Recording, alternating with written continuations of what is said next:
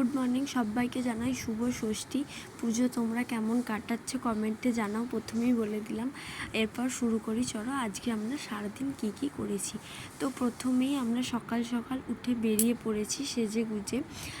তো কারণ আমরা আজকে যাব একটা জায়গায়, মানে আমাদের দুর্গাপুর থেকে আজকে যাচ্ছি বীরভূম। তো বীরভূমে একটা রাজবাড়ির খোঁজ পেয়েছি, সেখানে নাকি খুব বড় করে পুজো হয়, ওই জন্য আজকের দিনটাই বেছে নিয়েছি। আর এদিকে দেখো অজয় নদীর ওপর দিয়ে আমরা যাচ্ছি, ব্রিজটা কিন্তু নতুন হয়েছে, এত সুন্দর লাগছিল, মানে রাস্তাটা ফোনে কতটা কি বোঝা যাচ্ছে জানি না। তো চলো বেশি না বকে যাওয়া যাক। তো প্রথমেই আমরা একটু ব্রেক নিয়ে নিচ্ছি, মাঝখানে দাঁড়িয়ে একটা মিষ্টির দোকান থেকে ডালপুরি আর ডাল খেয়ে নিয়েছিলাম, সাথে কিন্তু মিষ্টিও ছিল। তো তারপর ওখান থেকে বেরিয়ে পড়েছিলাম রাজবাড়ি যাওয়ার উদ্দেশ্যে। আর আমরা কিন্তু সেখানে একা যাইনি কো, আমাদের সাথে মানে ওর যে দুটো বন্ধু যায়, তো তাদের সাথেই আমরা গেছিলাম একসাথে। তো ওখানে রাজবাড়িতে যাওয়ার আগে আমরা লাঞ্চের জন্য ব্যবস্থাটা করেছিলাম বরিশালের রান্নাঘর থেকে, কারণ এখানে একটু আগে থেকেই রান্নার অর্ডারটা, মানে খাবার কি খাবো না খাবো এটার অর্ডার দিয়ে যেতে হয়, ওই জন্য সেই দিয়ে দিয়েছিলাম। আর এই দিকেও চলে এসেছি রাজবাড়িতে। জায়গাটা তো অপূর্ব সুন্দর ছিল, সামনে অনেক মেলা বসেছিল, যেহেতু এটা অনেক পুরনো রাজবাড়ি আর লোকজন মানে বেশ ভালোই আসে এখানে, তো তার জন্য মেলা বসে। ভেতরে ঢুকে তো আমরা কোন দিক থেকে মানে দেখা শুরু করব বুঝতেই পারছিলাম না।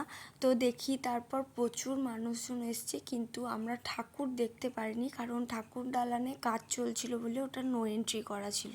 আর হ্যাঁ, এই রাজবাড়ির বংশ পরম্পরায় যারা আছেন, তো তারা কিন্তু এই গ্রামেই উপস্থিত এখনো অবধি, তো তাই এত সুন্দর করে হয়তো পুজোটা হয়।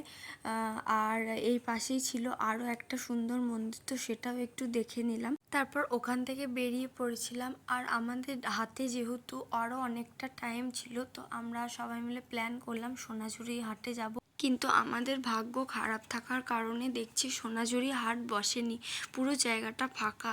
কিন্তু তারপর একটু এগিয়ে যেতেই দেখলাম সুন্দর একটা ছোট্ট হাট বসে আছে, তাই আমরা সেখানেই দাঁড়িয়ে একটু ঘোরাঘুরি করলাম, দেখলাম অনেক জিনিসপত্র দেখলাম। তো তারপর ওখান থেকে চলে গেছিলাম বরিশালের রান্নাঘরে।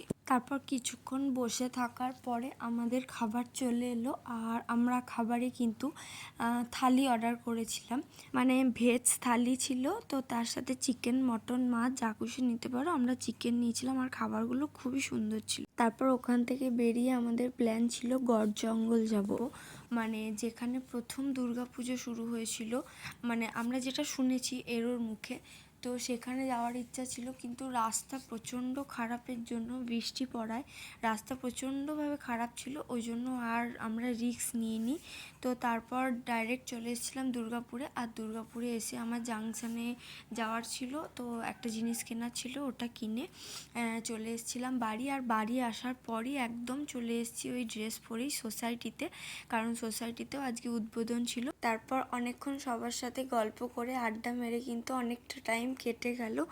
আর সবাই মিলে একসাথে হলে কিন্তু মজাটা বেশ ভালো হয়।